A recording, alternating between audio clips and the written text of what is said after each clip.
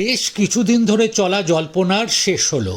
অবশেষে মাধ্যমিক পরীক্ষার ফলাফল প্রকাশের তারিখ প্রকাশ পেল।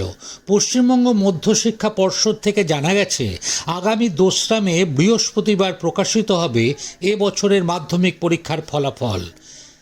এবার রাজ্যে মোট 9 লক্ষেরও বেশি ছাত্রছাত্রী মাধ্যমিক পরীক্ষায় অংশগ্রহণ করেছিল।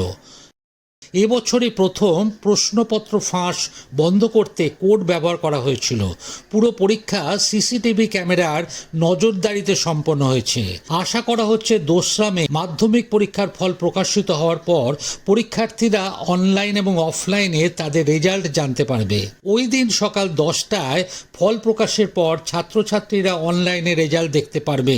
এবছর মাধ্যমিক পরীক্ষা শুরু হয় 2রা ফেব্রুয়ারি এবং শেষ হয় 12ই ফেব্রুয়ারি। পরীক্ষা শেষে 90 দিনের মধ্যে ফল প্রকাশ করতে সক্ষম এবছরের পর্ষদ। পশ্চিমবঙ্গ শিক্ষার রেজাল্ট ওয়েবসাইট wbresults.nic.in। এবার আসছে উচ্চ মাধ্যমিক পরীক্ষার্থীদের ব্যাপারে। 2023-24 শিক্ষাবর্ষে যে সকল ছাত্রছাত্রীরা উচ্চ মাধ্যমিক পরীক্ষা দিয়েছিল তাদের জন্য অত্যন্ত খুশির খবর রয়েছে। অবশেষে জানিয়ে দেওয়া হলো উচ্চ মাধ্যমিক ফল প্রকাশের তারিখ। 2023-24 শিক্ষাবর্ষে উচ্চ মাধ্যমিক পরীক্ষা শুরু হয় 16ই ফেব্রুয়ারি এবং শেষ হয় 29শে ফেব্রুয়ারি।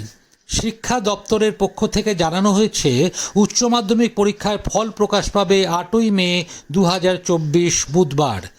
উচ্চ মাধ্যমিকের শেষ পরীক্ষার 69 দিনের মাথায় প্রকাশ পাচ্ছে উচ্চ মাধ্যমিক পরীক্ষার ফলাফল। রেজাল্ট ঘোষণার দিনে ছাত্রছাত্রীরা অফিসিয়াল ওয়েবসাইট থেকে রেজাল্ট ডাউনলোড করতে পারবে। রেজাল্ট বেরোনোর 15 দিনের মধ্যে স্কুল থেকে উচ্চ মাধ্যমিক পরীক্ষার্থীদের মার্কশিট দেওয়া হবে। উচ্চ মাধ্যমিক শিক্ষা সংসদের অফিসিয়াল ওয়েবসাইট wbchac.wb.gov.in।